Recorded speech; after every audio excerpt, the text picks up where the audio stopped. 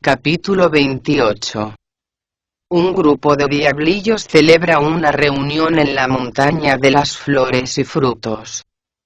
Tripitaka se topa con los demonios, en el bosque del pino negro. Al avistar el gran océano oriental, el gran sabio se vio asaltado por una extraña mezcla de arrepentimiento y nostalgia, y exclamó sin dejar de llorar: «Llevo 500 años sin pasar por aquí». El océano parecía surcado por inmensas corrientes capaces de unir la Tierra con la Vía Láctea. Sus olas eran tan rítmicas y violentas, que daban la impresión de marcar el pulso del universo. El ruido atronador de las mareas recordaba el bramido del trueno en el palacio de la primavera. Al ver su fuerza, se comprendía que las aguas barrieran las bahías, impelidas por las terribles galernas de finales del verano. Hasta los mismos dioses temían adentrarse en su inabarcable vastedad, y los jóvenes inmortales se negaban a cruzarla. A lo largo de la costa, no se veía asentamiento humano alguno, ni la frágil elegancia de los botes de pesca. Las olas, al romper, levantaban tal cantidad de espuma blanca, que parecía como si toda la nieve de 1000 años se hubiera acumulado en sus crestas.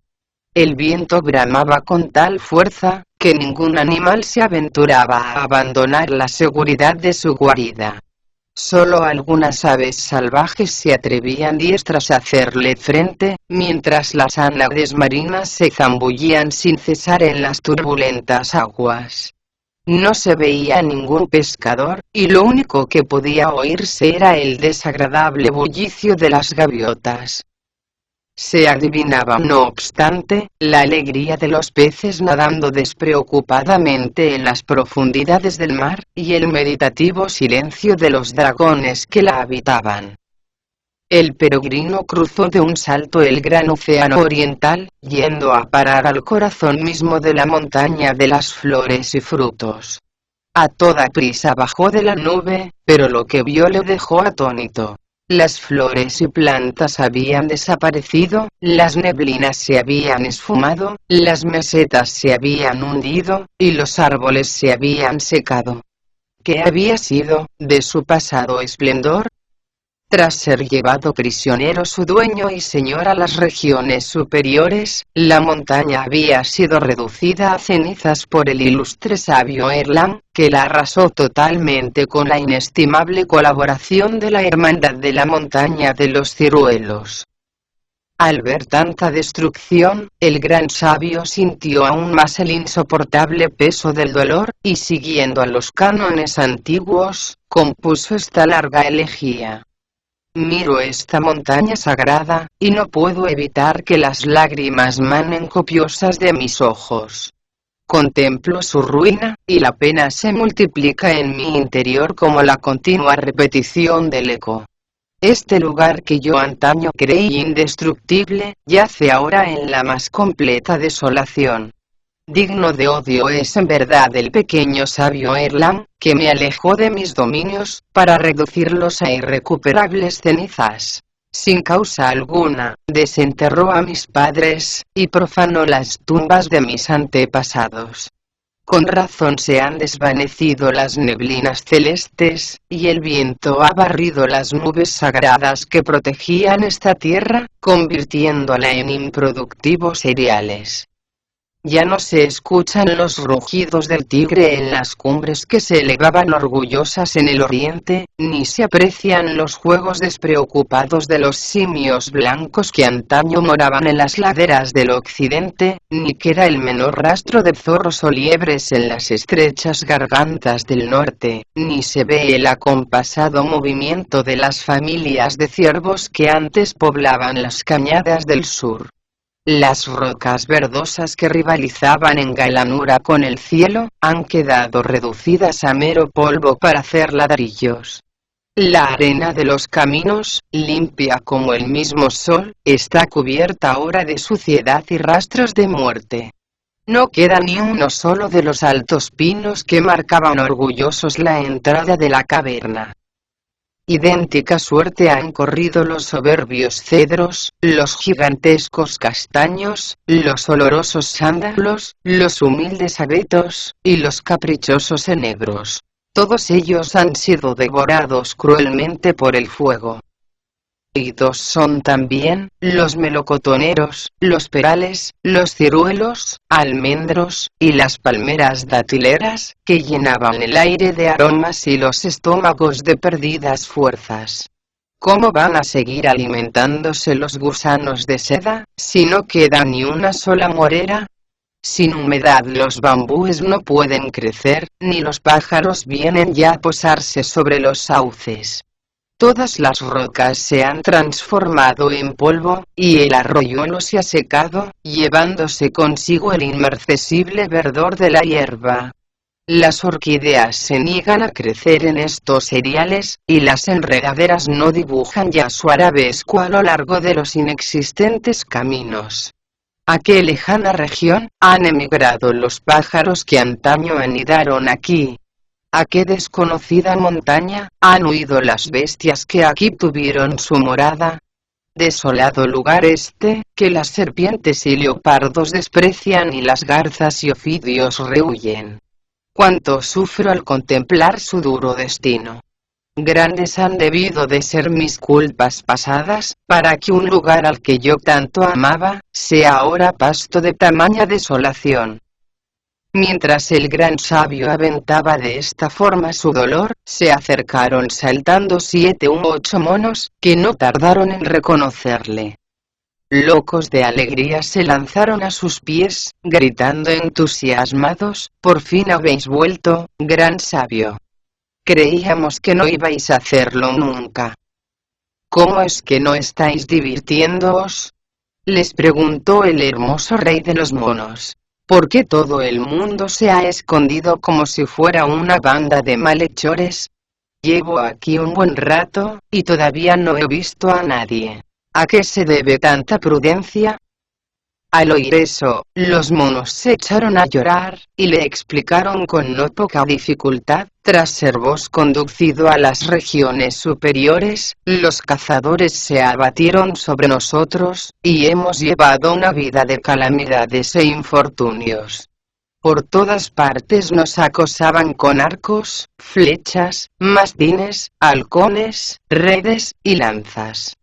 ¿Cómo íbamos a salir a divertirnos, cuando los enemigos nos cercaban, y temíamos constantemente por nuestras vidas?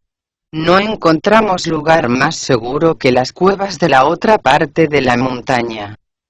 Solo nos aventurábamos a abandonarlas cuando el hambre nos acuciaba, y la sed nos atormentaba como a prisioneros. Entonces salíamos a las praderas a arrancar un poco de hierba, y nos llegábamos hasta el arroyo en busca de agua. Si hoy hemos prestado oídos sordos a la llamada de la prudencia, ha sido porque hemos oído vuestra voz, y hemos querido expresaros nuestro reconocimiento. Tomadnos de nuevo bajo vuestra protección, gran señor. ¿Cuántos quedáis por aquí?, preguntó el gran sabio, hondamente conmovido por lo que acababa de oír. Alrededor de 1000, entre jóvenes y viejos, respondieron los monos. Antiguamente, comentó apenado el gran sabio, había por estos parajes no menos de 47.000. ¿Podéis decirme dónde han ido los demás? Después de marcharos, contestaron los monos, el Bodhisattva Erlang quemó la montaña, y más de la mitad perecieron pasto de las llamas. Solo unos cuantos logramos salvar la vida, lanzándonos de cabeza en los pozos, buscando refugio en el torrente, o simplemente escondiéndonos bajo el puente de hierro. Cuando el fuego por fin se extinguió y el humo dejó de elevarse hacia lo alto, salimos de nuestros escondites, y descubrimos con horror que no quedaba nada de las flores y frutos que antaño hicieron famoso este lugar. Resultaba extremadamente difícil encontrar algo que llevarse a la boca, y el hambre terminó echando de aquí a la mitad de los pocos que aún quedábamos. Los que decidimos permanecer fieles a la tierra, pasamos calamidades sin cuento, aunque mirándolo bien, estos 2 últimos años han sido los peores, ya que los cazadores no han dejado de acosarnos. De esa forma, nuestro número ha quedado reducido en muy poco tiempo otra vez a la mitad. ¿Por qué os acosan esos cazadores?, preguntó el gran sabio. ¿Por qué va a ser?, replicaron los monos. Son gente que no conoce lo que significa la palabra piedad. Se llevan a los que matan con sus arcos y flechas para comida. Tras quitarles la piel y los huesos, los condimentan con una salsa especial, o los cuecen al vapor y después los rocían de vinagre, o los fríen, o simplemente los salazonan como si fueran vulgares pescados.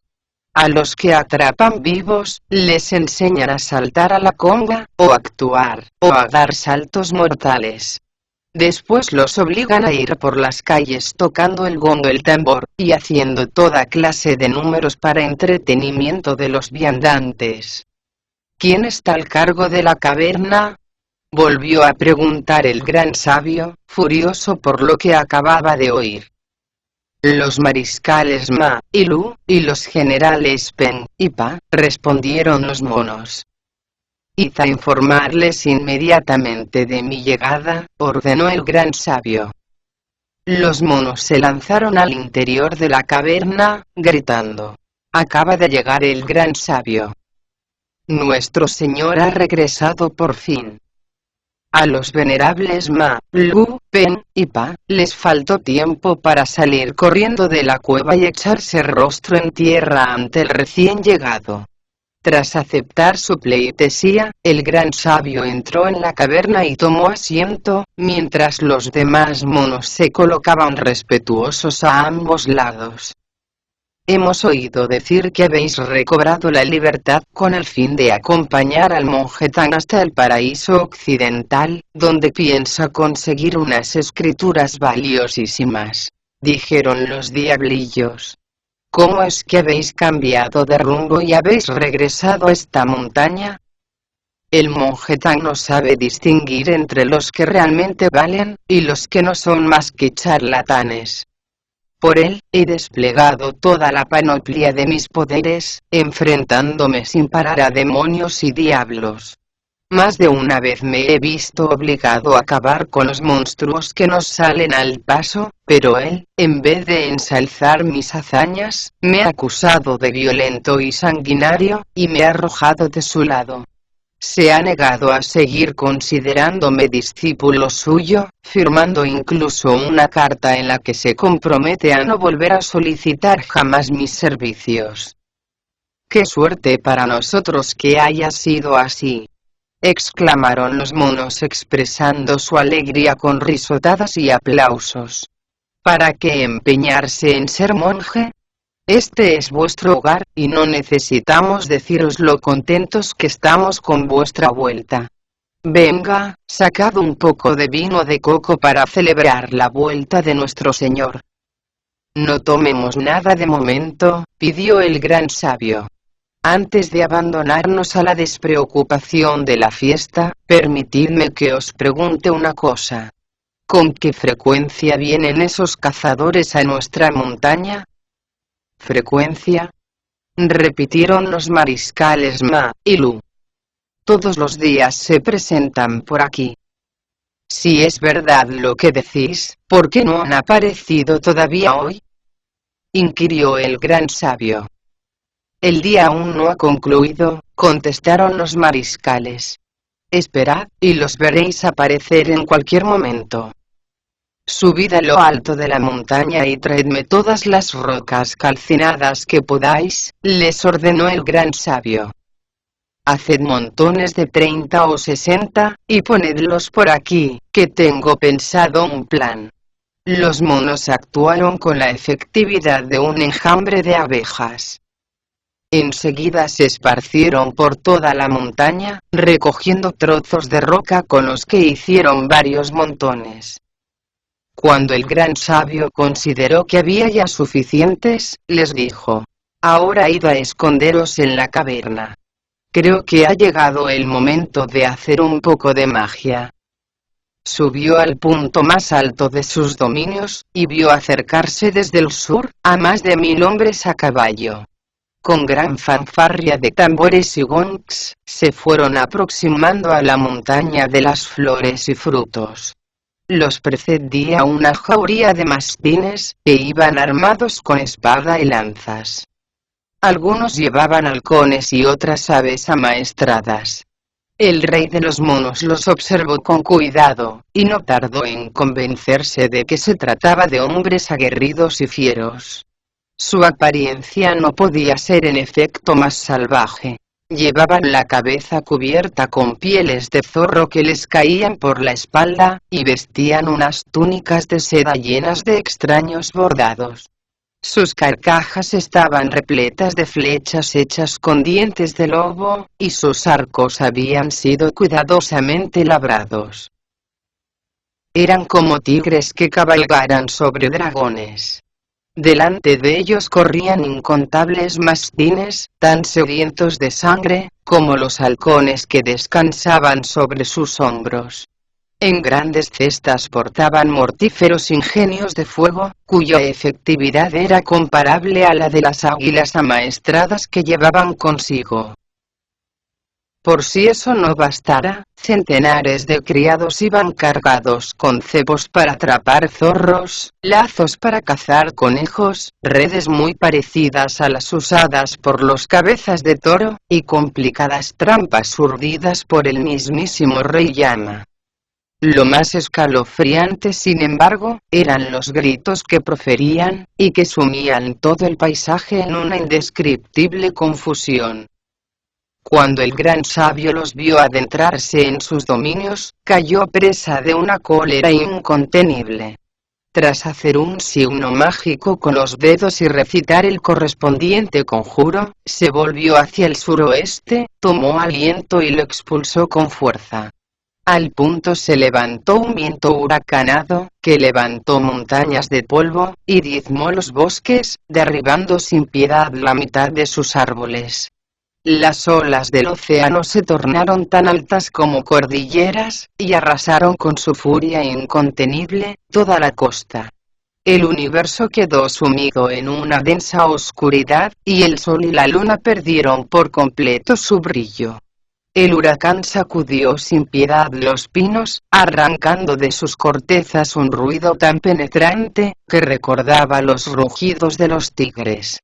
Lo mismo les ocurría a los bambúes, que emitían un sonido muy parecido al canto de un dragón.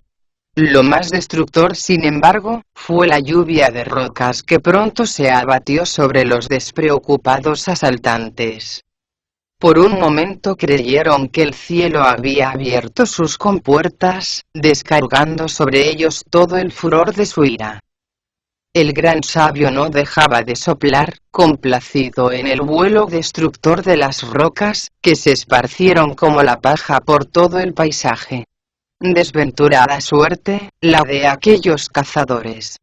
Las piedras caían pesadas sobre sus cabezas, mientras los remolinos de arena cegaban lastimosamente los caballos que montaban. En aquella confusión de muerte, habían dejado de existir las diferencias entre plebeyos y nobles. Su sangre se mezclaba libremente por el suelo, tan rojo que parecía estar compuesta de cinabrio. Ninguno pudo regresar jamás a su hogar. Los cadáveres cubrían la totalidad de la montaña, mientras lejos, muy lejos, las esposas y concubinas de los cazadores esperaban inútilmente su retorno.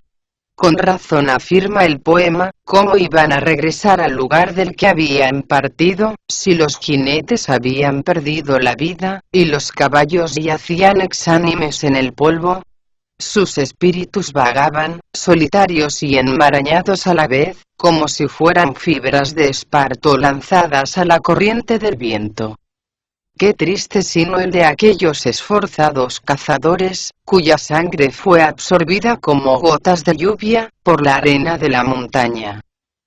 Cuando vio que no quedaba ninguno de los asaltantes, el gran sabio descendió de la nube, y sin dejar de reír, exclamó alborozado: desde el momento mismo en que acepté la superioridad espiritual del monje Tan y me convertí en monje, mi maestro no dejó de repetirme: aunque practiques el bien durante más de 1000 días, no conseguirás traer la perfección a este mundo. Pero si cedes una sola vez al empuje del mal, contribuirás a que el odio se apodere para siempre de él. ¿Cuánta verdad tenía? Cuando siendo discípulo suyo, mataba a algún monstruo, enseguida me reprendía por haberme valido de la violencia. Sin embargo, ya veis, hoy acabo de dar muerte a esos cazadores en un abrir y cerrar de ojos. Satisfecho, levantó la voz y dijo: ya podéis salir. El peligro ha pasado. Al oír que el gran sabio los llamaba, los monos abandonaron su escondite, saltando y dando tumbos. Bajad por la ladera sur de la montaña, y quitadles las ropas a los cazadores muertos, les ordenó el gran sabio. No dejéis ni una sola. Lavadlas después las manchas de sangre, y no tengáis ningún reparo en vestiros con ellas. Son excelentes para resguardaros contra el frío. Los cadáveres podéis tirarlos en el profundo lago que hay allá. Por lo que respecta a los caballos, traedlos aquí. Su piel es excelente para hacer botas, y su carne es francamente exquisita. Dejadla secar al sol, y consumidla según vuestras necesidades. No os olvidéis de los arcos, las flechas, las espadas y las lanzas. Reunidlas todas y reanudad cuanto antes los ejercicios militares de antaño. Desearía igualmente, que me entregarais todos sus estandartes. Les tengo reservado ya un uso. Los monos obedecieron sin rechistar. Reunieron los estandartes y, tras lavarlos con cuidado, se los confiaron al gran sabio, que hizo con ellos una bandera única. Satisfecho, escribió con letras grandes lo siguiente: la montaña reconstruida de las flores y frutos. La restaurada caverna de la cortina de agua. El gran sabio, socia del cielo. A la entrada misma de la cueva fue erigido un altísimo mástil, sobre el que no tardó en ondear tan colorista estandarte. A lo largo del día, el gran sabio fue convocando uno tras otro a sus antiguos feudos, agenciándose de esta forma gran cantidad de comida. Jamás volvió a oírse en sus dominios la palabra monje. Su poder crecía por momentos, y su círculo de amistades se ensanchaba de continuo. No tuvo ningún empacho pues, en pedir a los reyes dragón de los 4 océanos un poco de agua sagrada, con el fin de lavar la montaña y tornarla tan verde como antes. Él mismo se encargó después, de plantar olmos, sauces, pinos, cedros, melocotoneros, perales, ciruelos, y palmeras datileras. Cuando hubo concluido las tareas de reconstrucción, se dispuso a gozar de tan espléndidos logros, por lo que de momento, no volveremos a hablar más de él. Sí lo haremos sin embargo, del monje Tan, que como queda ya dicho, cometió la imprudencia de escuchar al astuto, y arrojar de su lado al monje de la inteligencia. Una vez consumada la ruptura, montó en el caballo, y continuó el viaje hacia el oeste como si nada hubiera pasado. Bachi abría la marcha, y la cerraba el bonzo Sha, cargado con el equipaje. Tras dejar atrás la montaña del Tigre Blanco, se toparon con un inmenso bosque plagado de cepas, enredaderas, pinos y cedros. Por si caminar por las montañas no fuera difícil, resulta que ahora nos encontramos con un bosque como este, comentó Tripitaka. Debemos extremar cuanto podamos la precaución, pues es muy posible que no tardemos en toparnos con demonios y monstruos. Al idiota no pareció importarle esa llamada a la prudencia. Haciendo acopio de todas sus energías, ordenó al Bonzosa que se encargara del caballo, mientras abría con el tridente un sendero que conducía directamente al interior del bosque. De esta forma, el monje Tang pudo continuar la marcha con menos dificultades de las que en un principio había presumido. Pero no por eso quedaron satisfechos todos sus deseos, porque al poco tiempo detuvo el caballo y dijo: «Me está entrando hambre, Bachie. ¿Crees que podrías encontrar por aquí un poco de comida vegetariana?» «Si tenéis la amabilidad de desmontar», contestó Bachie, «puedo ir a buscar algo». El monje Tang bajó al punto del caballo, mientras el Bonzosa entregaba a Bachie la escudilla de pedir limosna. «Ahora debo irme», anunció el idiota. «¿Se puede saber a dónde?», preguntó sobresaltado Tripitaka. «Eso no tiene ninguna importancia», contestó Bachie. «Con tal de conseguir alimento para vos, soy capaz de hacer las cosas más inverosímiles. Estad tranquilo». No tardó en dejar atrás el bosque de pinos, pero siguió caminando unas 10 millas en dirección oeste, sin que desgraciadamente se topara con ningún lugar habitado. Se trataba de un paraje frecuentado más por tigres y lobos que por personas. Cuando las fuerzas empezaron a faltarle y el cansancio comenzó a cebarse en sus piernas, el idiota se dijo: «Cuando el peregrino se encontraba entre nosotros, siempre satisfacía todos los deseos del maestro. Ahora me toca a mí hacerlo, pero como muy bien dice el proverbio, uno solo sabe el precio del arroz y la madera, cuando se hace cargo de una casa. Hasta que uno no cría a un niño, no se da cuenta de los sacrificios de sus padres. ¿Dónde podría mendigar yo un poco de comida?». No había dado 2 pasos, cuando volvió a decirse casi abatido: «Si vuelvo ahora y le digo al maestro que no he podido encontrar a nadie a quien pedir algo de comida tras andar durante tanto tiempo, seguro que no me cree. Lo mejor será que deje pasar otra hora antes de regresar a su lado. Como no hay pasatiempo más llevadero que el sueño, me echaré una siestecita aquí mismo, y asunto concluido». No había acabado de decirlo, cuando se dejó caer al suelo, recostando plácidamente la cabeza sobre la hierba. Tenía la intención de dormir un ratito e iniciar enseguida la vuelta, pero estaba tan cansado, que en cuanto su cuerpo sintió la blandura del césped, se puso a roncar como un tronco. El tiempo fue pasando inexorable, y la inquietud de Tripitaka se hizo tan insoportable, que no pudo por menos de volverse hacia el Bonzosa y preguntarle: «¿Por qué no ha regresado todavía Unean?». Le dolían los ojos de tanto atisbar el bosque, y los oídos le zumbaban de tanto escuchar la distancia. «Me extraña que no lo entendáis», contestó el Bonzosa. «En estas regiones del oeste, hay infinidad de gente piadosa que se muere de ganas por dar de comer a los monjes.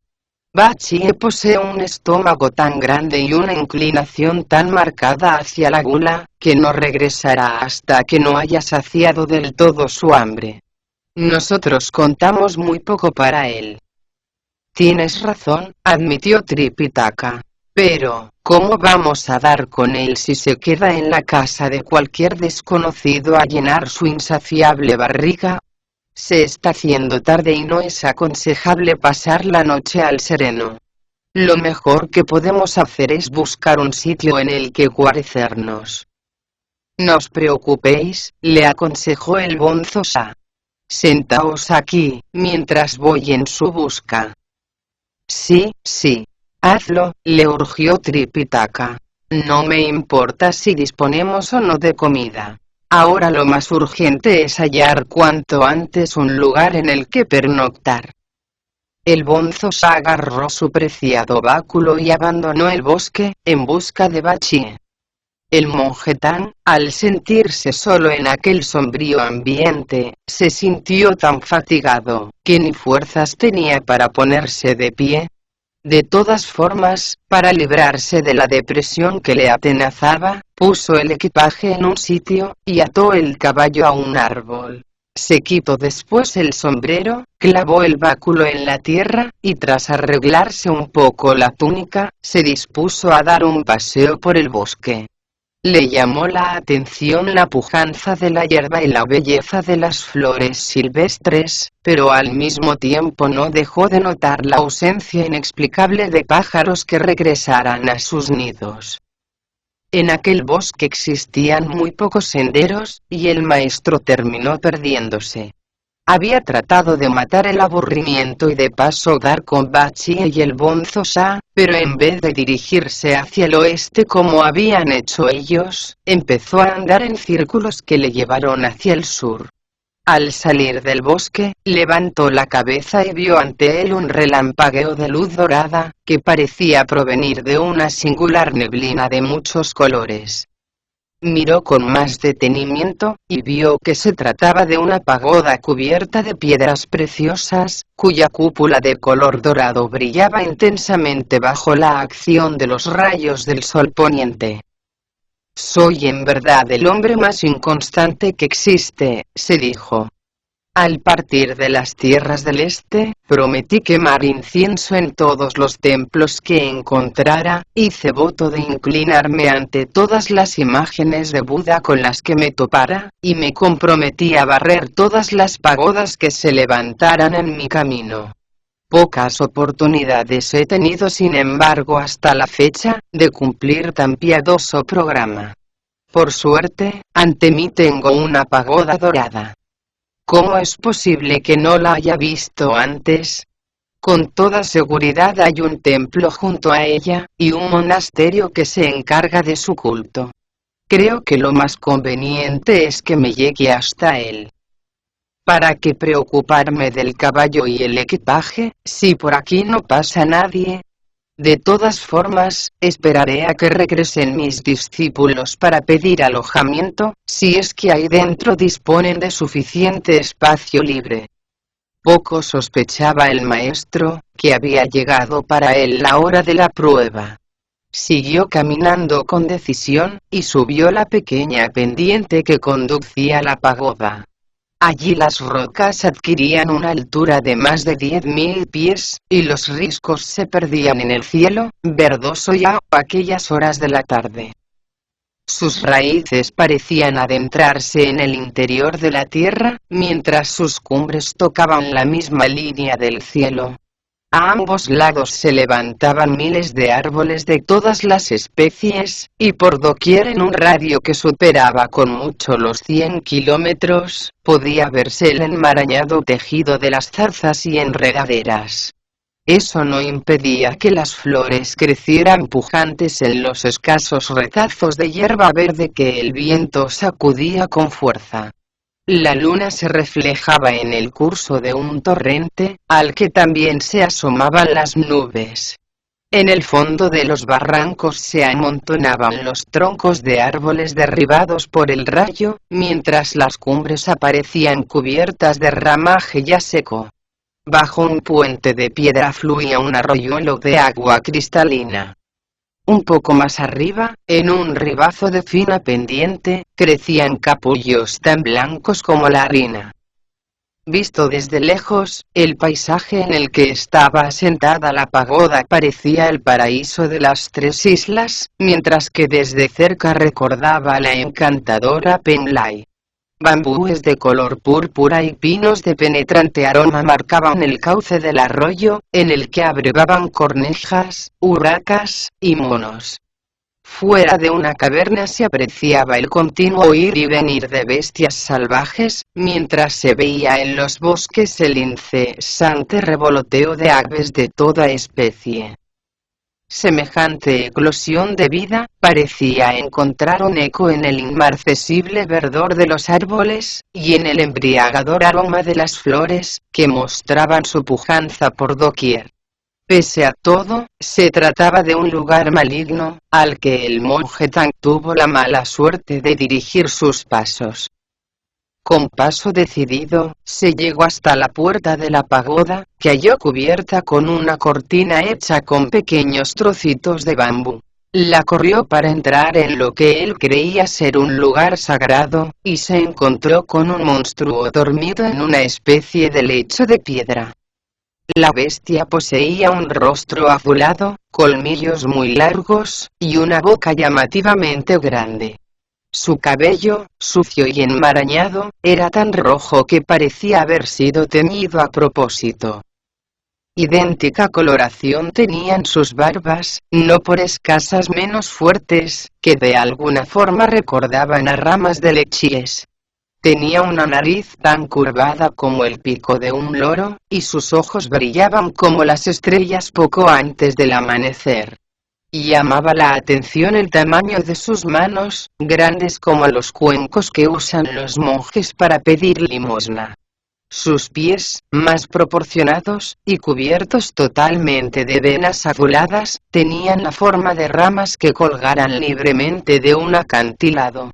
A falta de túnica, cubría la mitad de su cuerpo una vestimenta de color amarillo, que parecía competir con el brillo de una enorme cimitarra que sostenía en las manos. Eso no era obstáculo para que durmiera plácidamente sobre una losa de piedra. Se apreciaba con claridad que aquel monstruo no era una bestia cualquiera. De hecho, había enseñado a otros diablillos a ejercitarse para la guerra, formando columnas tan ordenadas como las de las hormigas, y tan bien organizadas como las de las abejas. Su apariencia era en verdad impresionante, y todos sus súbditos sentían por él tal respeto, que le llamaban padre y señor. Más de una vez había brindado con vinos de dulce sabor, a la salud de su eterna amiga la luna, aunque su afición al té era tanta, que el cansancio se apoderaba de sus brazos de tanto llevarse la taza a los labios. Si grande era su fortaleza física, sus poderes mágicos eran aún mayores. En un abrir y cerrar de ojos podía recorrer la vastedad de los cielos, permitiendo a serpientes y dragones que durmieran en sus aposentos, mientras el bosque se llenaba de cantos de aves y pájaros. Todo era posible en un mundo en el que los inmortales cultivaban jade blanco en sus campos, y los taoístas purificaban cinabrio en sus templos de fuego. El monje Tang sabía que la puerta de aquella caverna no conducía al infierno a Vici, pero aquel monstruo recordaba por su fealdad a un yaksa cabeza de toro. En cuanto le vio, Tripitaka trató de volver a toda prisa sobre sus pasos. Pero el miedo le había arrancado la fuerza del cuerpo, y las piernas le temblaban incapaces por completo de sostenerle. Pese a todo, hizo un último esfuerzo, e intentó alejarse de allí corriendo. No había llegado a la puerta, cuando el monstruo, que poseía un natural muy despierto, abrió sus demoníacos ojos de pupilas de fuego, y ordenó a sus subalternos: «¿Y sabe quién está ahí fuera?». Uno de los demonios que le atendían, asomó la cabeza por la puerta, y vio que se trataba de un simple monje con la cabeza rapada. «Señor», informó sin pérdida de tiempo a la bestia, «es un mendicante de cabeza redonda, cara alargada, y unas orejas tan carnosas que le llegan hasta los hombros. A juzgar por la finura de su piel parece muy tiernecito. Vos mismo podéis constatar con vuestros propios ojos que se trata de un monje apetitoso en extremo». Al oír eso, el monstruo soltó la carcajada y exclamó: «Vamos, que como afirma el proverbio, la comida acude por sí misma al plato, como las moscas que van a posarse a la cabeza de una serpiente. Y tras él y tráedmele enseguida. El que logre echarle mano recibirá una gran recompensa». Los diablillos salieron corriendo por la puerta como si fueran un enjambre de abejas.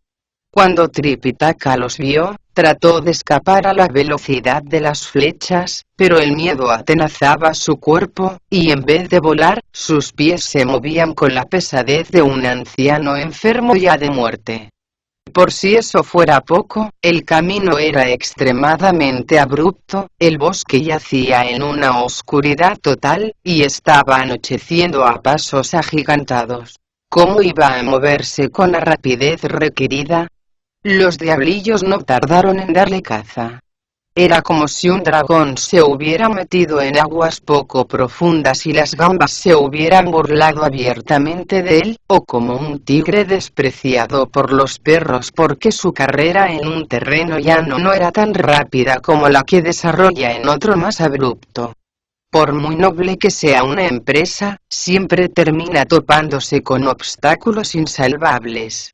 ¿Qué no iba a guardarle al monje Tan en su empeño por llegar a las tierras del oeste?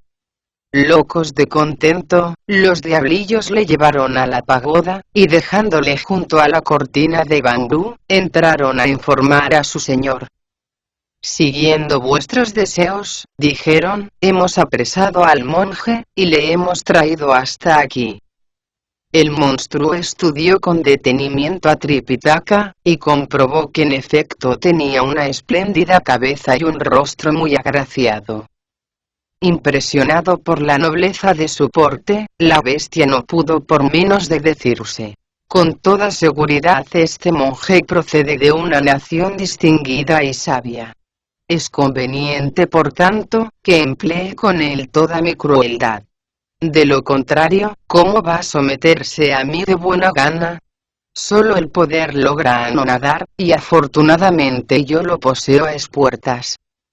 Puso todos sus pelos de punta, como un zorro que se hubiera topado con un tigre, y abriendo cuanto pudo los ojos, bramó autoritario: traed ante mí a ese monje. Ahora mismo, señor, respondieron los diablillos, e hicieron entrar a empujones a Tripitaka. Como muy bien afirma el proverbio, quien permanece mucho tiempo de pie bajo un tejado no muy alto, por fuerza se ve obligado a inclinar la cabeza. Eso fue lo que le ocurrió a Tripitaka. Consciente de lo desesperado de su situación, dobló con respeto las manos y saludó a la bestia, levantándolas a la altura del pecho. ¿De dónde vienes, y a dónde vas, monje?, le interrogó el monstruo, sin ninguna contemplación. Dínoslo enseguida, si no quieres sufrir un castigo ejemplar. Yo, contestó Tripitaka muerto de miedo, soy un monje de la gran nación de los Tan, y me dirijo hacia el paraíso occidental en busca de las escrituras sagradas, por expreso deseo de su emperador. Al pasar por esta venerable montaña y ver una pagoda tan digna de respeto, decidí presentar mi humilde consideración al sabio que la atiende. Lo que menos me esperaba es que fuera a molestaros con mi atrevimiento. Os ruego por tanto, que perdonéis mi audacia. Puedo aseguraros que cuando me halle de nuevo en las tierras del este tras llevar a buen término la misión que me ha sido encomendada, vuestro ilustre nombre será recordado con respeto por todas las acciones venideras. Con razón me había dicho que provenías de una nación distinguida y sabia, exclamó el monstruo soltando la carcajada al oírle hablar de esa manera. No me he equivocado lo más mínimo, y puedo asegurarte que tú eres la clase de persona a la que precisamente estaba pensando comerme. Ha sido una suerte que hayas venido por tu propio pie. ¿Cómo te iba a haber dado caza si no? Estaba predestinado, por lo que se ve, que habías de terminar tus días en mi boca. Nadie te ha obligado a comparecer ante mí, por lo que, aunque quisiera dejarte marchar, no podría hacerlo. Este es tu sino y está fijado en las estrellas. Así que no trates de escapar, porque no lo lograrías ni aunque acudieras a los dioses. Se volvió después a sus súbditos y les ordenó: atadle. Los diablillos se abalanzaron sobre él y le sujetaron con fuerza al poste de las ejecuciones. El monstruo cogió entonces su pesada cimitarra, y volvió a preguntar: ¿cuántas personas venían contigo? ¿Por qué no irás a decirnos que emprendiste tú solo un viaje tan largo? Por supuesto que no, contestó Tripitaka inocentemente al verle echar mano de su cimitarra. Viajan conmigo dos discípulos que responden a los nombres de Tsubachi y el Bonzo Sa. Han ido al bosque en busca de un poco de comida. Pero no penséis por ello que carezco de medios, porque junto a los pinos he dejado el equipaje y un caballo blanco. Menuda suerte, exclamó complacido el monstruo. 2 y tú 3, y si contamos el caballo, 4. Más que suficiente para una comida. Vayamos cuanto antes a por ellos, dijeron entusiasmados los diablillos. No, no salgáis ahora, les ordenó el monstruo. Es mejor que cerréis la puerta. Si han conseguido algo de comer, esos dos discípulos regresarán en busca de su maestro y, al no encontrarle, de buen seguro acudirán a nuestra puerta a preguntar por él. Como muy bien reza el proverbio, los asuntos son más fáciles de resolver a la puerta de casa. Conviene por tanto no apresurarnos, porque tarde o temprano terminarán cayendo en nuestras manos. Los diablillos aceptaron su sugerencia, y cerraron al punto la puerta. Mientras esto sucedía, el Bonzo ya se adentraba en el bosque en busca de Bachi. Aunque caminó más de 10 kilómetros, no pudo ver ningún caserío. Con el fin de otear mejor el horizonte subió una pequeña elevación, pero más que el paisaje, atrajo su atención la conversación que parecía estar manteniendo algún desconocido un poco más abajo. Apartó con cuidado unas ramas, y vio que era el idiota, que estaba hablando en sueños. De 2 zancadas se llegó hasta él, y tirándole con fuerza de las orejas, exclamó: ¡qué bonito! El maestro te envió a por comida y tú aquí durmiendo. ¿Quieres decirme cuándo te dio permiso para descansar a tus anchas? ¿Qué hora es? Preguntó el idiota abriendo los ojos sobresaltado. Levántate enseguida, le urgió el Bonzo Sa. El maestro ha dicho que le trae ya sin cuidado que encontremos o no comida. Lo que ahora quiere es que busquemos un lugar en el que pasar la noche. El idiota cogió el cuenco de las limosnas y siguió al Bonzo Sa, arrastrando el tridente como si fuera un espíritu. Cuando llegaron al punto en el que habían dejado a su maestro, no pudieron dar con él. Impaciente, el Bonzo Sa se volvió hacia Bachi, y le regañó diciendo: todo ha sido culpa tuya. Si no hubieras tardado tanto en ir a por comida, a estas horas el maestro no estaría en poder de ningún monstruo. Deja de decir tonterías, por favor, replicó Bachi soltando la carcajada.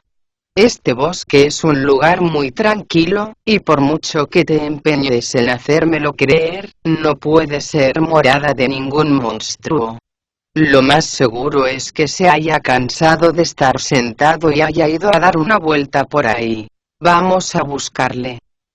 Tras ponerse el sombrero, cogieron el equipaje, agarraron de las riendas al caballo, y comenzaron la búsqueda.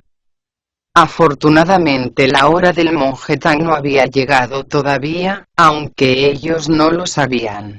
Más preocupados a medida que el tiempo iba pasando, miraron por todos los rincones del bosque, sin que pudieran dar con él. Por fin vieron hacia el sur unos extraños rayos de luz dorada, y Bachi dijo al Bonzo Sa: está visto que siempre recibe bendiciones quien menos las necesita. ¿Ves aquella pagoda cubierta de joyas que hay allí? Tengo la completa seguridad de que el maestro ha encontrado acomodo en ella. En lugares como ese no se niega a nadie la hospitalidad. Seguro que han preparado una comida vegetariana, y nuestro preceptor está disfrutando de ella a dos carrillos. ¿A qué estamos esperando para sentarnos también nosotros a la mesa? Cuanto antes lleguemos, antes saciaremos el hambre. No debemos precipitarnos, aconsejó el bonzo Sa. Aún no sabemos si se trata de un lugar seguro. Opino que deberíamos echar antes un vistazo. Sin tomar de todas formas precauciones especiales, se llegaron hasta la puerta y se extrañaron de encontrarla cerrada. Encima del dintel había una placa de jade blanco, en la que había sido escrito lo siguiente: Montaña de la Cacerola, caverna de la corriente lunar. ¿Lo ves?, exclamó el bonzo Sa. Esto no es un monasterio, sino la morada de un monstruo. De encontrarse aquí el maestro, dudo mucho que pudiéramos verle. No seas tan pesimista, le aconsejó Bachie. Ata el caballo y cuida del equipaje. Voy a preguntar unas cuantas cosas a los de ahí dentro. Con el tridente en las manos, se acercó aún más, y comenzó a gritar: «Abrid la puerta. ¿Es que pensáis dejarnos aquí toda la noche?».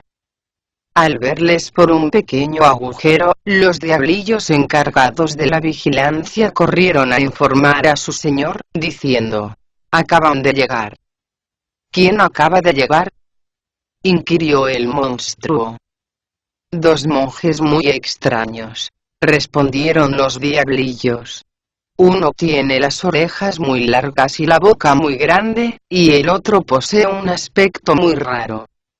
«Por fuerza tienen que ser Chubachie y el bonzo Sa», exclamó el monstruo, muy excitado.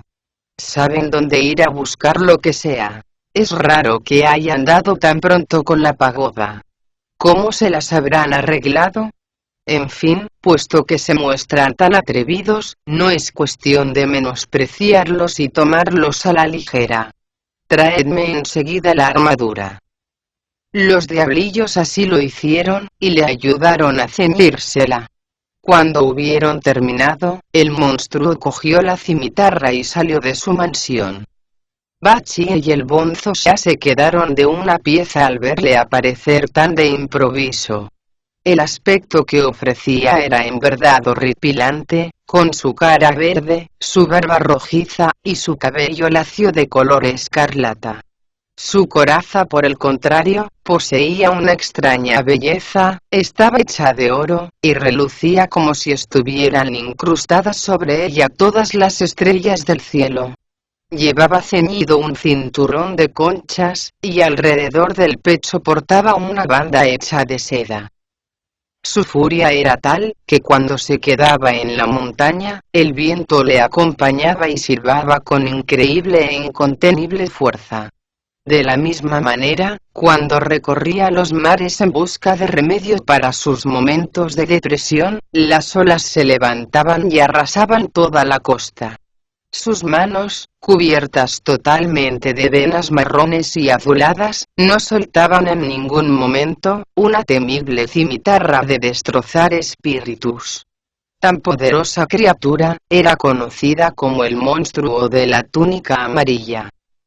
¿De dónde venís, y por qué osáis llegaros hasta mi puerta a romper la paz que aquí se respira?, preguntó desafiante. ¿No me reconoces?, replicó a su vez Bachie con ironía. Soy tu antepasado, y me dirijo hacia el paraíso occidental por deseo expreso del gran emperador de los Tang, cuyo hermano no es otro que mi maestro, el respetable Tripitaka. Te ruego por tanto, que si se hospeda en tu casa, le permitas salir al instante. De lo contrario, arrasaré tu mansión con la ayuda de este tridente. Dices bien, respondió el monstruo soltando la carcajada. Soy anfitrión del monje Tan, al que no he podido negar las mieles de mi hospitalidad. Por cierto, acabo de prepararle unos bollos rellenos de carne humana. Si queréis probarlos vosotros también, no dudéis en entrar en mi humilde casa. ¿Qué os parece? El idiota habría aceptado de inmediato su invitación, si no le hubiera detenido el Bonzo Sha, diciendo: ¿No comprendes que te está engañando? ¿Desde cuándo has empezado a comer carne humana? El idiota comprendió entonces sus intenciones y se aprestó para la lucha. Levantó el tridente y lo dejó caer con todas sus fuerzas sobre el rostro del monstruo, pero este lo esquivó haciéndose a un lado y levantando oportunamente la cimitarra. Valiéndose de sus poderes mágicos, los dos contendientes montaron en una nube y continuaron luchando por el aire. El Bonzo Sha dejó el equipaje y el caballo en un lugar seguro, y se unió a la refriega, blandiendo amenazante su preciado báculo. Los dos monjes se enfrentaron así, a un monstruo feroz en el límite mismo del reino de las nubes. El tridente y el báculo se movían con rapidez, pero sus golpes eran detenidos una y otra vez por el vuelo de la cimitarra. El monstruo se valía para ello de sus muchos poderes. Poco podían contra ellos las armas de los dos monjes, aunque eran tan mágicas como el aliento que mantenía viva a la bestia. Desde el principio conjugaron sus esfuerzos, atacándola por detrás y por delante, por el norte y por el sur, pero el monstruo de la túnica amarilla no dio muestra alguna de desfallecimiento. El acero de su cimitarra brillaba como si fuera plata, dando a entender de esa forma la pureza de su naturaleza mágica. Aunque la lucha se desarrollaba en lo alto del cielo, una nube de polvo seguía las evoluciones de los contendientes, saltaban rocas de la montaña, y se hundían acantilados enteros. Ambas partes se jugaban mucho en aquel encuentro, pues si uno lo había aceptado por amor de su fama, los otros se habían avenido a luchar por poner en libertad a su maestro. De ahí que ninguna de ellas diera muestras del menor decaimiento. Los encuentros se repitieron una y otra vez, sin que nadie obtuviera una clara ventaja. No sabemos cómo se las arreglaron los discípulos para rescatar al monje Tang. Quien desee averiguarlo, deberá por tanto escuchar con atención las explicaciones que se ofrecen en el próximo capítulo.